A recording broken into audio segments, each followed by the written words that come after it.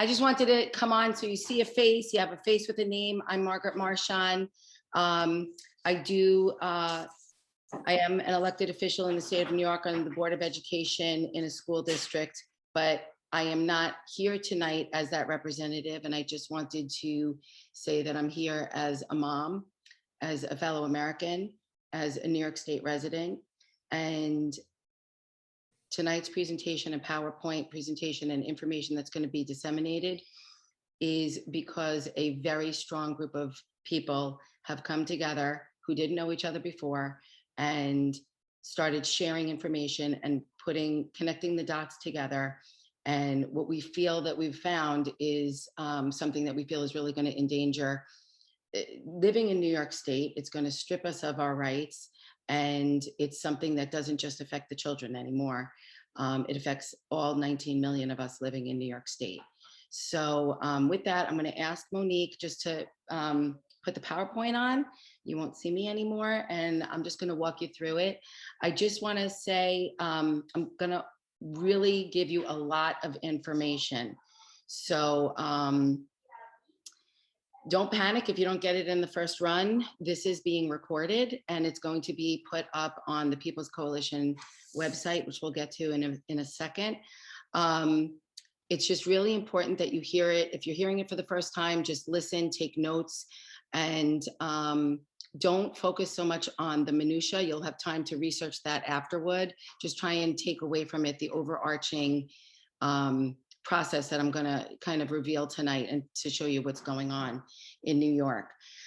So the title of tonight is Working to Inform New York Residents for Your Constitutional and Parental Rights. It's not just about our kids anymore. It started out, for me at least, about the kids, about the schools, what rights were being infringed upon in the school systems, all of the mandates, all of the EOs that didn't make sense. They all were contradictory to each other. I can tell you, as someone who was making decisions, on Monday there was one set of rules, and on Tuesday there'd be another set of rules, and on Wednesday there'd be a third set of rules, and none of them made sense. None of them had metrics and data.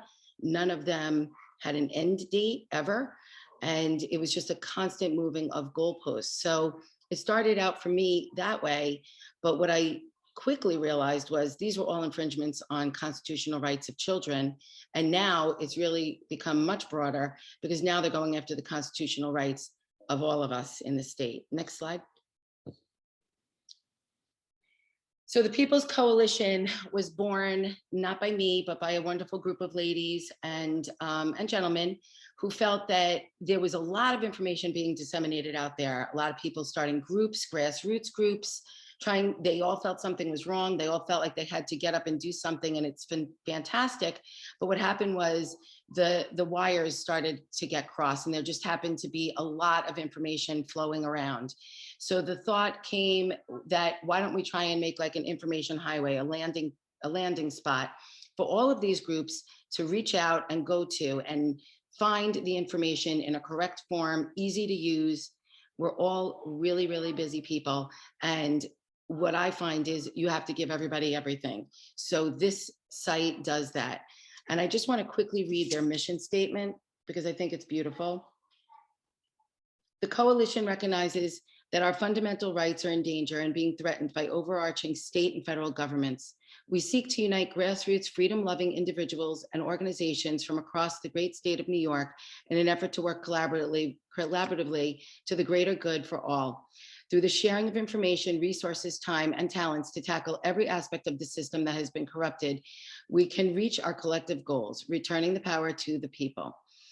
And these are all of the websites. We're going to talk about the websites, the links to the websites as we go on, but this whole presentation will be posted on their website, peoplescoalitionfornewyork.org. So all of this information will be right up there. Next slide. I wanted to start with just a really quick, brief tutorial of the three branches of government, because I find myself using the word circumvent the legislature to people, and I don't know if everybody understands what I mean when I say that. So I just want to bring it back and kind of like go back to like third grade and remind ourselves what and how our government was built and how it operates. Our government was built on purpose to have 3 branches so that we would never be under tyrannical rule. The people that made our Constitution, our founding fathers, lived under tyrannical rule, and they did and wrote everything that they needed to in the Constitution to make sure that there would always be checks and balances and that we would never be under tyrannical rule again. The Constitution to me is one of the most incredible documents because it was written before cell phones, before technology. It was written in secret at the peril of these people's lives, livelihoods, professions. They, would meet in Independence Hall, under cloak and darkness. They'd shut all the shutters because it was dangerous. It was treasonous, and they wrote something that has withstood the test of time.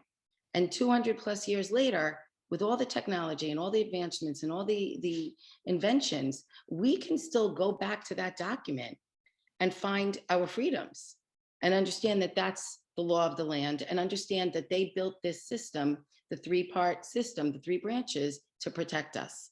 So just real quickly, we have a legislative branch in New York. This is from Illinois state government. We couldn't find one for New York. We have a legislative branch and a judicial branch.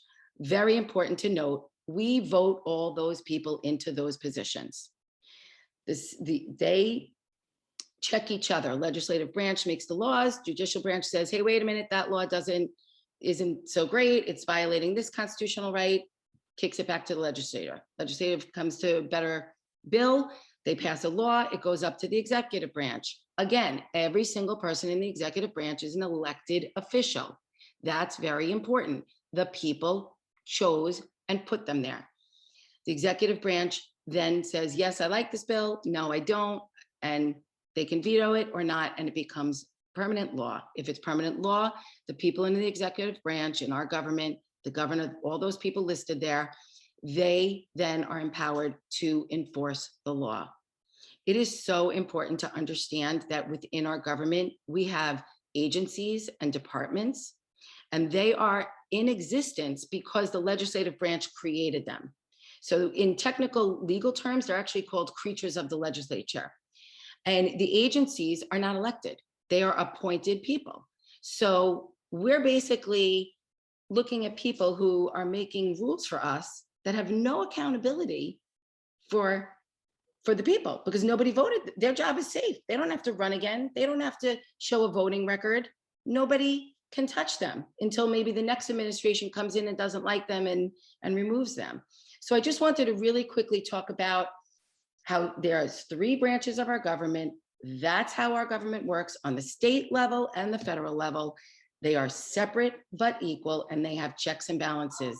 All of those things that I just said are going to be really important in the following slides. Next slide, please. So I'm going to start with the here and now. If this was a week ago, I would have started at the beginning, but a lot has happened in a week. So what I'm going to say to you is this: everyone needs to know that there is a document out there. It's a determination called 10 NYC RR 2.60. You'll see it and hear it throughout this presentation. A week ago, I would have taken the time to explain to you where it all began and all the nuances and the back and forths of it. But today, because of what Massapequa did on Thursday, we're going to talk about the here and now. 2.60, the one that we're living under right now, was brought down on December 10th. It was amended and extended without going through the proper process, and we will talk about that. On December 10th, they changed it, and that was the amendment. They added in section 3C, which is to take away all mask breaks for your children during the day. And they added section 7, which was indoor masking for the entire state of New York. Section 7, just keep this in the back of your head, had an expiration date, but nothing else did. So on January 20th, Massapequa took the executive order that Bruce Blakeman put in place, and they went to their board and they voted to make their school mask optional at the expiration of this current determination, which is February 21st, but it depends on who you talk to, because nobody even knows the dates, but that's the date that that they estimated it's going to be expiring. Massapequa's vote is so important because it shined a spotlight on two major things.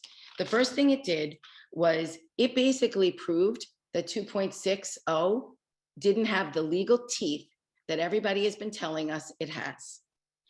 And they also proved that Bruce Blakeman's executive order was legitimate based on the home rule law of Nassau County. Another thing that it did, which is probably the most important thing, which is the second part of this slide, is it really called out the actions that the governor and the state education department were threatening against any board member or any board that would take a vote. So January 21st, Hochul woke up that morning. It wasn't even 12 or 14 hours past the Massapequa vote, and there were two things in the news. One, a Connecticut school employee who's, I think, a union leader, had reported Connecticut School District to the state, stating that the children weren't wearing the masks properly, and that they gave him COVID. She also woke up to the news that Massapequa voted to go mask optional. So the first news conference of the day, Hochul says she's going to figure out a way to get NYSED. NYSED, for everybody, is the education department, to develop a policy, not a law, a policy, to permanently expel non-compliant students who don't wear their masks correctly. 3 hours later, Hochul goes on and says, oh, I don't know why Massapequa bothered to vote because the mandates are going to expire on February 21st. So later on, she then went on and raved about how amazing Long Island's COVID rates are, justifying why the lapse is going to happen. I want you all to know that there has never been an expiration date put. All that the schools have been told is that there's going to be extensions. There can be this, we can do that. There's never been an explanation, despite how many districts have asked, when does this end? When is the expiration? So this whole comment from her, for me, shows me that Massapequa not only had the guts to stand up, but they just paved the way for every other school district. Next slide, please. So you can see that there's, as we're gonna talk about, there's a lot going on, and the governor and the Department of Health and the Board of Regents are working in lockstep. Next slide, please. Very briefly, I just wanna go over from the beginning, NYSED has doubled down on all of the directives in the reopening plans. The reopening plans have been based on CDC guidance and the New York State Department of Health guidance. There have been many. I mean, like, I wasn't kidding, Monday, Tuesday, Wednesday, you could have 3 different rules. That's been going on for a year and a half. Just a few to highlight how NYSED doubled down and ended up being wrong were the need to shut down for 15 days. They would not let us go back after those 15 days. Schools opening in 2020, the kids had to be 6 feet apart. About 5 months later, they had to be 3 feet apart. Schools opening in 2020 had to have plexiglass dividers. In March of 2021, CDC said the plexiglass not only doesn't work, it's actually harmful. And those schools who went out and took their funds and bought HEPA filters and installed emergency air conditioners so that the air circulation could be better, those plexiglasses were deemed by the CDC to actually inhibit the flow of air. Yet schools had to fight to get the plexiglass down. CDC said, take them down, they don't work. So the argument has always been on my end is, why is it when the CDC says jump, we all jump? But then when they say, oh, by the way, you don't have to jump, we don't jump and follow those least restrictive guidances. The most notable one, again, Massapequa, coming to the rescue. On June 8th last year, on a Friday afternoon, Zucker and Cuomo sent out a letter and said, hey, schools, your numbers are fantastic. And by the way, every school was giving in every single building's numbers on COVID positives, close contacts, quarantines, every single day. They had to upload it to the State Department. Numerous people have asked for that data. That data has never been released. But clearly on June 8th, the data must have looked pretty good because Zucker put out a letter and said, this coming Monday, schools can choose. Sunday evening, in light of many districts talking to each other over the whole weekend, a bunch of districts were going to go mask optional on Monday. Sunday evening, NYSED sends out a letter, don't do it. If you do it, we're taking your money, we're taking your superintendent certifications, and we're taking your board members off the board. So everybody recanted except for Massapequa. Massapequa went mask optional for the one day, got the phone call from the governor's office, and went mask optional went masked up the next day. That brings me to where we are right now with these cloth masks. On January 9th, both the CDC and Fauci said the cloth masks never protected you. They never worked. Why are we still under a determination based on the CDC guidance from the Department of Health that says, keep the masks on? The people that we've been listening to, the people that we've kept our children 6 feet away from each other for a year and a half, we've canceled everything. We've changed every aspect of our children's lives based on the CDC guidance. CDC now comes out and says, those masks never worked, but we still have a determination in New York saying, keep those masks on. Next slide, please.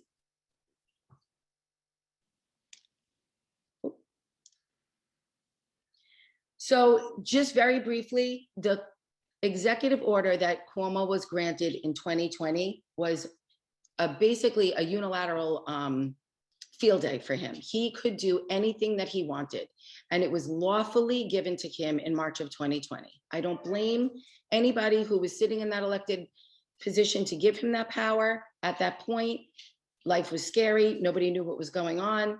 And they felt that the best thing to do was unencumber the governor and let him do his thing. They took that back.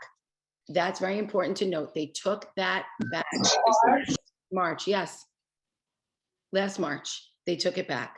So they lawfully gave it to him. They lawfully terminated it. And it goes with the seat. It didn't go with the man. Next slide, please. Hochul knows this because in August, she said, when she came into office, I cannot make the schools mask up their children, but I am going to find a way through the DOH, and I'm going to direct them to find a way. All of the quotes that I give you are being paraphrased, but they are. I have copies of all of them, and you can find them on the internet. So the same follows through with this most recent determination that we're living under. The one that we're living under right now supersedes and replaces the August determination and the November one. So the December 10th one is the one that we are living under now. It went into effect. It was, I guess, announced on the 10th and dated the 10th and went into effect on the 13th because the 11th and 12th, no COVID existed in December, only starting on the 13th it started getting real bad. So she went out at a press conference on the 13th because so many counties executives said, we're not enforcing this.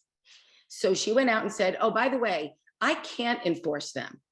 I can't enforce the counties to comply. And if you read that quote, this is her direct quote. I do hope that businesses will enforce this and individuals will understand how important it is. She couldn't enforce it because it's not a law. And no matter how many times you say something, it still doesn't make it a law. Next slide. I'm giving you a lot of background because it's going to be very important in the coming slides. The one thing that I want to impress upon everybody, I've done it publicly myself, begging people, the only thing that breathes life into this determination is your compliance.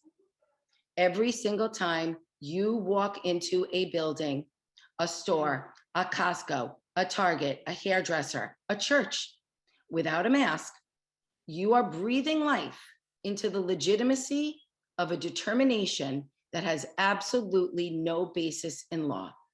You can go on the governor's website, you can search far and wide to find it, to find the 2.60. She has it embedded in the question and answer section as a hyperlink. That's how important this law or mandate is. She hit it because inside of that 2.60 are words like action, determination, requirement.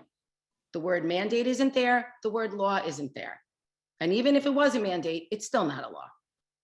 So I'm begging you, as we fight for our children, and we're about to embark on an even bigger fight to protect ourselves from regulation that's going to be the, restriction of us. I'm begging you to find the courage to go places without a mask and change your ways if you can. If you don't, it's not comfortable. I'm not going to lie. It's not comfortable. Some days I don't have it in me, but I just change my ways. I won't put a mask back on. And I have been everywhere, and only one place actually told me to put on a mask since December 13th. And it was actually a government building in the county of Nassau. And I said, sorry, there's an EO here. Anyway, next slide. So the one man that is holding the line is Bruce Blakeman. Bruce sat down with a bunch of board members and parents last spring as a candidate, and he promised us that he would stand for parental rights. Bruce understands what the government is trying to do in the aspect of eroding parental rights, and that's what this is about. I don't want to prohibit anybody from ever wearing a mask that wants to wear a mask. It is your God-given right to do whatever you want to do for your body. But it is also unconstitutional and morally wrong to keep forcing masks, especially on children, but on any of us, when it's our own right to say no. So he really understood the parental choice, and the first days in office, he signed an executive order. That was January 6th. On January 7th, in lockstep, there were letters basically almost saying that they had the law on their side, not basically saying that they had the law on their side, but never actually providing a law from Governor Hochul, local Democratic politicians in Nassau, Commissioner Rosa, some superintendents of schools, some school board associations, and some boards of education. The school board associations are the ones that really upset me the most, because they are non-governing lobbyist groups. And they really have absolutely no governance power at all. They never reached out to the school board themselves and sent a survey and asked anybody. So that really bothered me, that they just all stood in lockstep and said Bruce was wrong. He didn't have the authority. But I think Massapequa kind of showed them that he does have the authority. Next slide. So these are the organizations: NISBA. One is New York State School Board Association. One is Nassau Suffolk School Board Association, and NYSET is the union, the state union. And they all basically were in lockstep to pressure the school boards. We're putting all of these documents up here so you can read them for yourselves, because I know that people like to find their research. You can switch slides, like to read their own things, like to find their own research. But a lot of these pieces to the puzzle, people may not know where to look or how to find them, or that they even exist. The most notable letter for me, was the one from the commissioner of the education department, where within it, she wrote that it was incumbent on board members, and that she was sure and expects them to follow all legal requirements. I've repeatedly looked for the law that she's talking about, that she's basing this on, and it's not there. There's no law there. So when she talks about following all legal requirements, it kind of brings me back to, we're not following the legal requirements of the US Constitution, or the Bill of Rights, or the New York State Constitution, or the New York State human rights laws that are within the New York State Constitution. In many places, the ADA rights are being violated, and the Title 21 EUA is being violated. But those legal requirements, we apparently have an out. We're not supposed to follow those. But the one that goes against the executive order, that's the one that we should follow. Slide, please. So basically what we're about to show you is, even though 2.60 has been determined that it's going to lapse, it still has to go down to the board, and you have to get your boards to make a motion, vote on it, speak publicly about what their plans are on the well, the 21st is during February break, but post-February break. And the executive branch up in Albany also needs to be made aware that the agencies, the DOH and NICET, are trying to circumvent them and bring in these permanent regulations that are basically going to put masks, vaccinations, nurses giving shots all in our schools. So next slide. The DOH is bypassing legislative process to make temporary rules permanent. So this is where it gets really confusing. August was an emergency regulation 2.60. November and December, also emergency regulations 2.60. After December 10th was filed, the wording was changed from emergency regulation to proposed regulation, which on December 15th, they filed with the Rules and Regulations Committee this SAPA process. So the SAPA process is the State Administrative Procedure Act. It is New York State law. And in a nutshell, it basically says, hey, any agency, any department that wants to change their regulations, amend them, revoke them, make a new one, any agency and department in New York State must go through the SAPA process. You must bring it to the public. You must do a 60-day notification period where the public has time to comment. You have to file it with the rules and regulations and also with the state register. You could switch screens. So this is how they're changing. So this is the 2.60 and the compliance schedule. And basically they changed the words. You could see in the purple, where is it? Effective upon filing of the Secretary of State. That was their move to make emergency regulation, which is 2.60, into permanent, which is the face coverings part of it. These are all the compliance schedules. In the yellow, the regulations will become effective upon publication of the notice of adoption in the New York State Register. And 2.60, again in the purple, to be effective upon publication of the notice of adoption. So it's there, but nobody's being advised of this in any position of authority that can say, hey, wait a minute, this isn't right. So basically what they're doing is they can't continually extend an emergency regulation. They just can't. And they're taking that regulation, the face covering one, they're saying, all right, it's proposed regulation, let's put it up for everybody to see. They're going to go through this process, next slide, the process of going before the ARRC board and we're going to use the SAPA. And we are basically going to push all of these regulations through and they become permanent. And when they become permanent, they then have the weight of the law, because an emergency regulation doesn't have the weight of the law. And we've been living under emergency regulations since August for our children. So if you can look at the proposed regulations, I don't know if I can make this, my eyes aren't great. The first one is, these are the four that are the proposed regulations under the Department of Health, okay? So each department puts in their own proposals of regulation changes or amendments. The first one, people might recognize, when you look at the brief description that they give, it says investigation of communicable diseases, isolation, and quarantine. That is eerily similar to the A000416 bill that was pulled after the public got irate and was protesting that bill, basically the detention camp bill. That's going to become permanent regulation. The next one is face coverings to COVID-19 prevention. That is going to affect all 19 million people. And it's going to become permanent regulation. So at the drop of a hat, the Department of Health can say, we're in a public health crisis.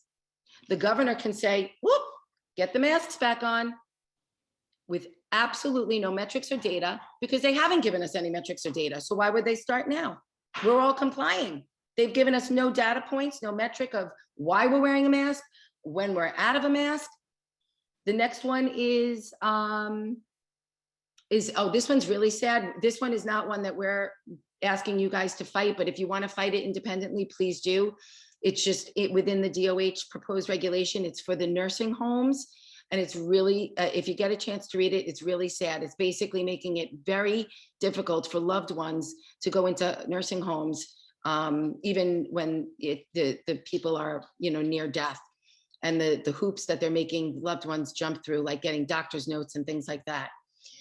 The last one that we are proposing a call to action for and to fight against is this one: the prevention of COVID-19 transmission by covered entities. So the prevention of COVID-19 transmission is the vaccine, and the covered entities are any entity that they want to say is a covered entity. If there's no list, there's nothing. In the state register, if you go into the state register, which we didn't put a picture of it in here, it gives you a little bit more information. It says personnel under covered entities, but again, it doesn't define what a covered entity is.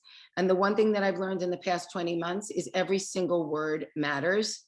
And when you put something as broad as covered entities, just off the top of my head, I can think of any entity that takes a single dollar from the state could be a covered entity. So those are really three major proposed regulations that could become permanent regulations. And this is the process on how they get decided to be accepted. The next screen. This is Senator Simcha Felder. He is from the 17th District. He is the chairman of the Administrative Regulations Review Commission. He is the person who is going to get all of the public comments. He is going to get all the proposed regulations, and him and his committee, who we have really tried to find out who's on his committee, and we have not had success yet. When we do, People's Coalition will definitely put it on their website. But basically, he and a group of other elected officials are going to sit behind a closed door, and they're going to make this decision on whether to make these regulations permanent. It is never going to go on the legislative floor. Ron, can you help me here? Mia, let the dog out. It's never going to go on the legislative floor. So basically, for the example of the isolation and the quarantining one, that's a really unpopular bill. It was a bill, it had two sponsors, it went up, it was around, bouncing around Albany. That's a really unpopular bill to vote on with the midterm election coming up. So let's pull that bill and let's push it through regulation, because regulation, once permanent, has the full weight of the law. Now, don't get me wrong, regulations and statutes are very important. They're a very important part of all law, but the purpose of making regulations and statutes are for the betterment of the community, the society, but also not to circumvent the legislator, and also not to change people's abilities to function in a society freely.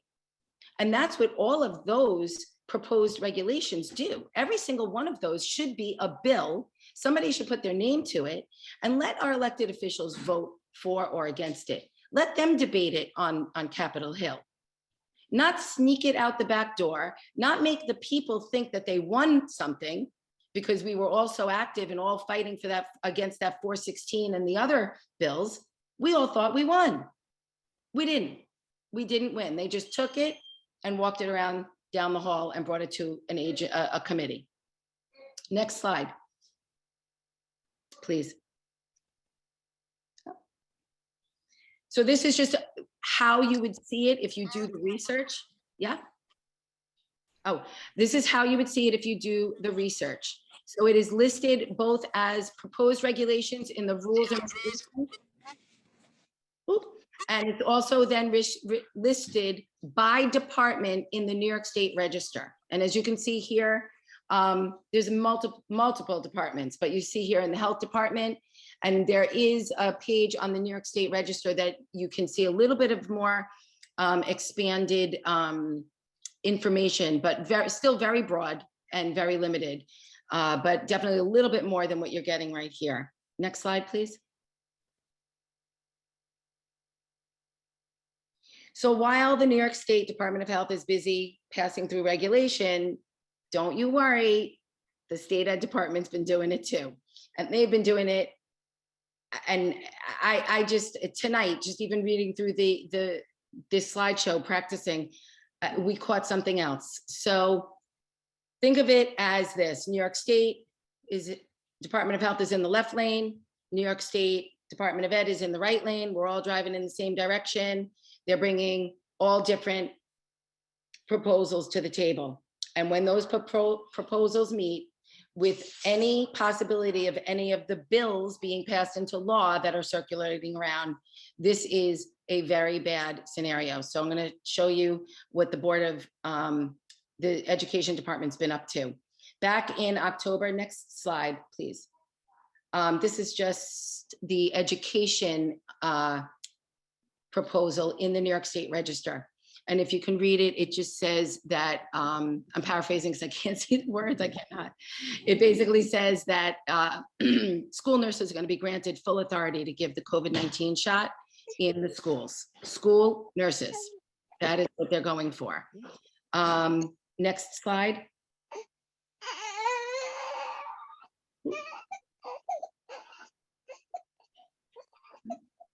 We just unmute somebody. This is the Board of Regents hierarchy. We just wanted you guys to see, how it works. And luckily everybody's phone numbers are there. So you can, start calling the Board of Regents, and you can also call the Commissioner of Education and let her know how you feel about this proposed regulation. Next slide. Monique, did I lose you? Okay, so this is a letter that the Board of Regents just sent out at the end of December. In October, the Board of Regents passed an emergency regulation. It was not widely known, but it was the emergency regulation to allow the school nurses to give COVID-19 shots on school campuses. They then realized, if you go to the last paragraph, they then realized that in order to extend any emergency regulation properly and legally, you had to go through the SAPA process. Remember the process that lets the public know and lets them give input. So they put this regulation, this proposed regulation for the nurses to give shots, into SAPA on 11/3, on November 3rd. But they still needed the emergency regulation to continuously operate. So they allowed the October one to expire, and then they did another emergency one, and that's what this letter is explaining. And the second emergency one is in effect right now. It was approved, and it is in effect as of January 17th. And it's just waiting for November 3rd, because they seem very confident in this letter, in the recommendation and the timeline of implementation comments. They seem extremely confident that this is going to pass unanimously. And once it passes unanimously and this proposed regulation becomes permanent, then the emergency regulation goes away. So this is what the Department of Health has been up to. Next slide. Not Department of Health, I'm sorry, Department of Education. This is a deeper explanation of what they're actually proposing. And in attachment A, they talk about immunizations of all kinds, not just COVID. Attachment B is for the COVID. It is very, very important to note that this is all immunizations, and even ones that are, I believe, under emergency use authorization. So that is what they are gearing up for our schools. Next slide. This is a very, very critical period of time. We have a lot of deadlines. February 14th, the New York State Department of Health begins its rulemaking committee. This is all information that we're finding online. What we are finding is it's very difficult to find this information, and it's very difficult to even get who's on these committees. And these dates are, pretty firm right now, but that's not to say that they're going to change. the February 14th and 15th Board of Regents meeting, they will adopt their anticipated permanent regulation about the nurses. They are anticipating adopting that into their policy, into NICED's policy on the 14th and 15th. That's their monthly meeting. Next slide, please.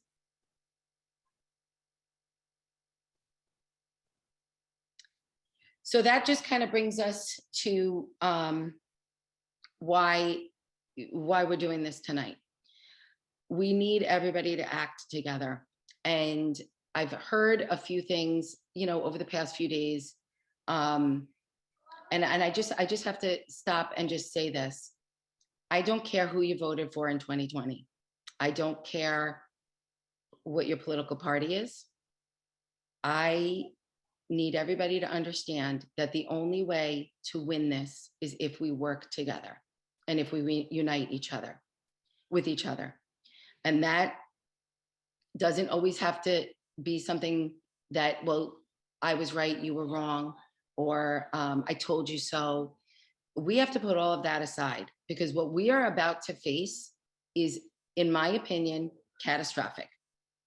And I just don't know what else to do. And that's why I asked the People's Coalition if I could do this tonight, because I see what's going on locally, but I need to get to more people and tell more people what is going on.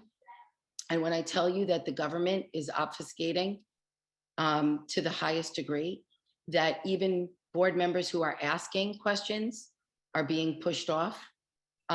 People are afraid to act. People are afraid to make a vote. They're afraid of their careers. They're afraid of the simplest thing. They're actually I have people that are afraid. They just don't want to do it because of social reasons. They don't want other people to think one way or another for them. So we have to really put all of that aside, and we really just have to work on, uniting each other and working together.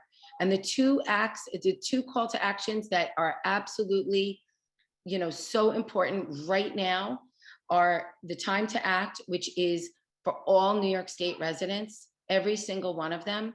You have to go to your board meeting. You are taxpayers. You have a voice at your board meeting, even if you don't have children in the school.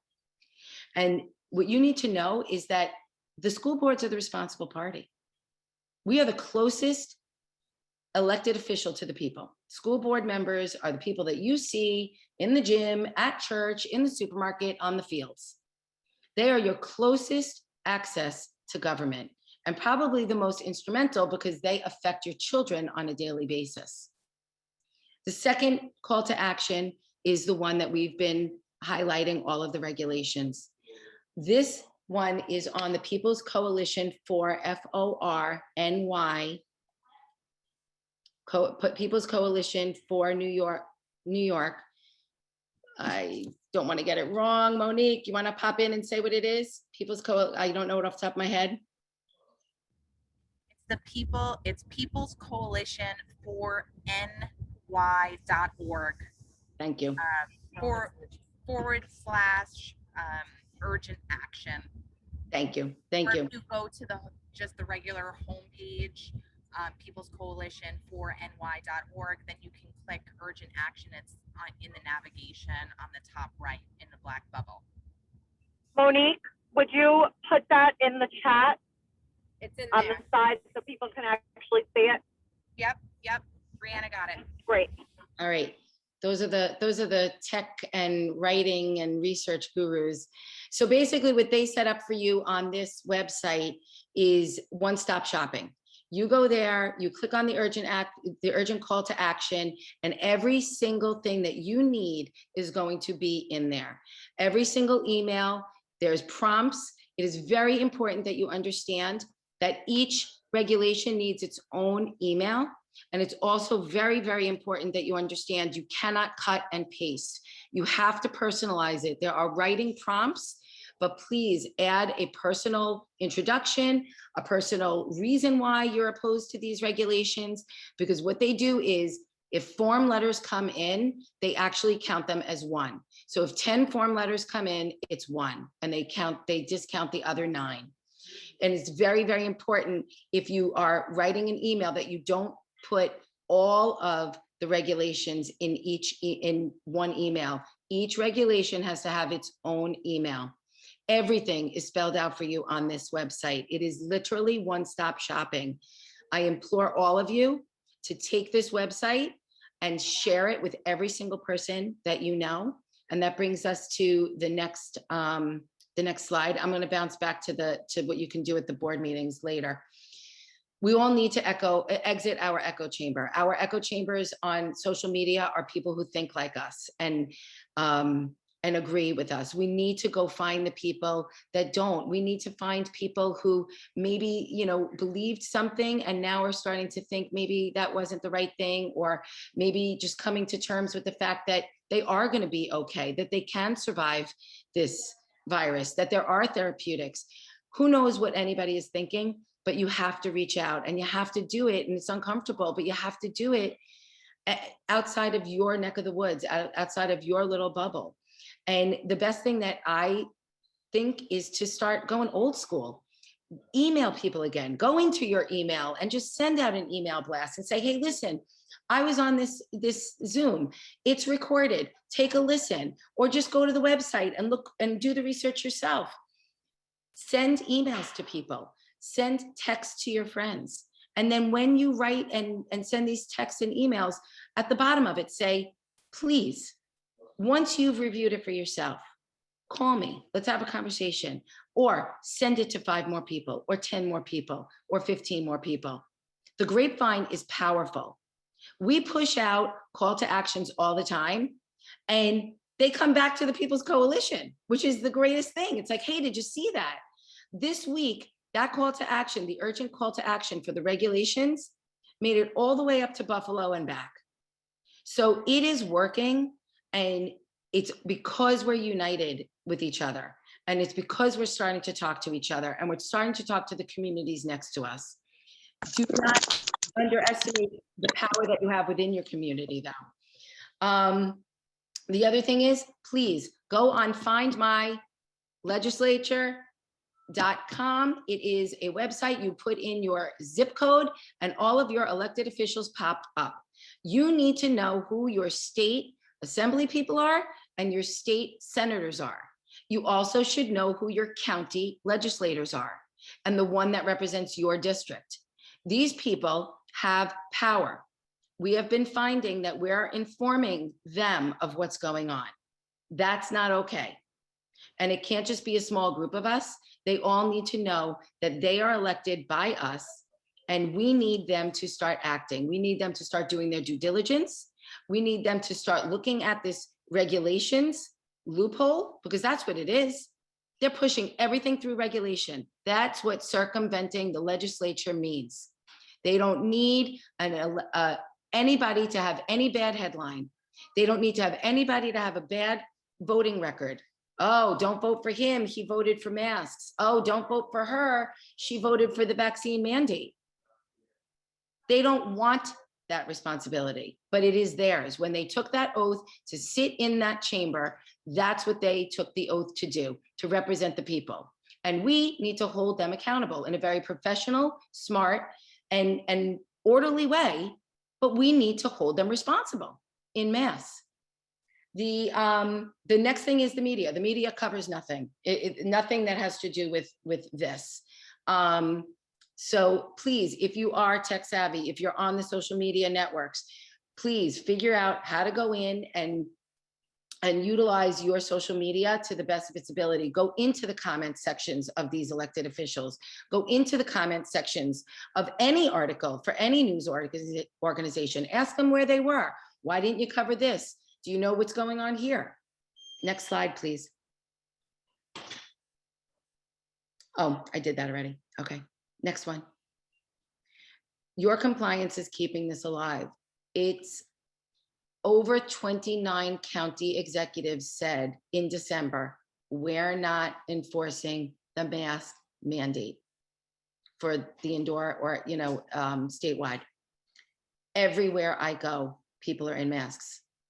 We need to inform people, if you live in these counties, what not enforcing means is that these counties have told their local agencies to not enforce. And that brings me to Bruce Blakeman's, one of his EOs. He had 3 EOs. The first one was not to unmask the children. It was actually to give the power back to the boards, to put the proper process back in place. And if you have the opportunity to find that EO and read it, it is all constitutional language. He based it on the Constitution and parental rights.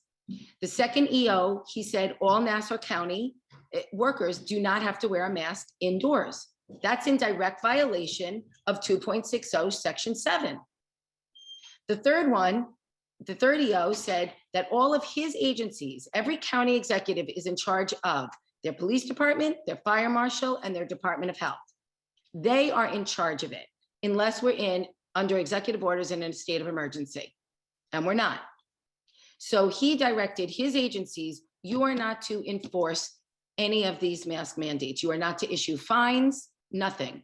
That is in direct defiance of 2.60, because the way in which 2.60 is enforced is through local agencies. So I ask you, 3 EOs were signed on January 6th. How come the only one that Hochul is going after, or was going after, was the one for the schools, when all 3 of them were in violation of 2.60? If 2.60 is a legally binding document, Blakeman should have received an injunction on January 7th, not letters from groups that just have a lot of letters in front of them. He should have gotten an Article 78 from Letitia James or an injunction. And he didn't. Instead, he got threats, and she totally ignored the other 2 EOs. So I'm begging you, get the word out, take your masks off, take them off in public, take them off. Next screen, please. Stay informed, and please, there are going to be a lot of upcoming calls to action.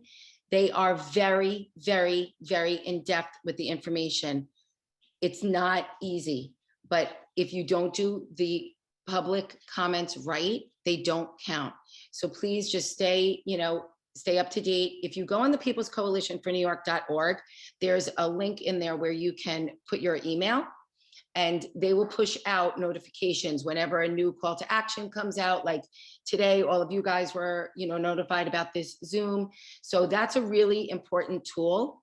And again, the People's Coalition is just like a landing spot. It's like an information highway where all of these groups, there are 80 groups, and they're growing every single day, that are going to them saying, yes, sign me up, put me on, your roster, that we're part of you. But it doesn't mean that that group loses their identity. They're still operating in their own community or in their own capacity, but we're just making sure that the information is streamlined. Next slide. Oh, this is really important to tell your board members. I said we were going to bounce back to the boards. Your boards did not need an executive order in order to call a vote. Any board can call a vote at any time. So they are basically named the responsible party in the COVID guidelines, and the boards did vote for your reopening plans. So they really need to revote, even if it's expiring. They need to revote and put it on the record where they stand. And I'm going to be perfectly blunt here. If you can't get your boards to vote, ask if somebody will poll the board, and just let them state where they stand. And if you have board members that are up for re-election who are not doing what you want as a constituent, you have the right to run against them. And it's not that hard. And if you're not going to run against them, find somebody who will. But I'm going to tell you this, find somebody who's unencumbered, because that's the problem right now. Too many people are compromised, and nobody is able to make a decision without strings attached. So it's a very, very interesting time that we're living in, but we have a lot of power and a lot of heart and a lot of, smarts and talents. I mean, I marvel every single day when I see, I didn't put this together, a team of people put this together, and nobody's getting paid. This isn't somebody's job. We're doing this, in between cooking dinner and running errands and, everything else, life, taking care of, sick people and our loved ones. So I think it's just really important that, everybody can run for Board of Ed. Anybody, you just have to live in the district. That's really all you have to do. You don't even have to be a taxpayer. You could be a renter and you can still run for the Board of Ed. Next slide. This is just, this was floating around before January 5th rally up in Albany. It's the bills to oppose and the bills to support. I do just want to draw a little connect the dot for you. If you look on the bottom, in the opposed section, the bottom right, that bill is the consent law. So if you look at that bill, if that bill passes, if it gets somewhere, and it's been bouncing around for quite a few years, they've changed the branding of it. They've changed the type of vaccine. It used to be for the flu and Gardasil, and I think it was a different age. I might be misspeaking here, but it's had different genesis. And if you couple that bill with the top bill in the same column, which is the COVID mandate bill, and then you couple that with the permanent regulation coming out of ED, New York State ED, that says your school nurses can give the shots. That's the trifecta right there. That's the trifecta. That's it. So I just, I point that out to you because it's a whole picture. It's not just pieces of the puzzle. You got to put all the pieces of the puzzle together. You have to look at the regulations. You have to look at the laws. You have to look at the bills that are being proposed. You have to look what's being pulled. Don't always think because something's expiring, it's a good thing. Don't think just because 2.60 is expiring, yay, we won. We got, Massapequa helped us, Blakeman helped us. Yes, they did. But the game isn't over. It just changed. So, and it changed because if they get these regulations in permanently, we really have a big problem. The next slide. This petition was made by women who did it before January 5th. I might be misspeaking. I don't know if somebody wants to jump in, but I think they were up to 40,000 signatures. And on January 5th, how many? 43,000. 43,000. And these women worked their butts off.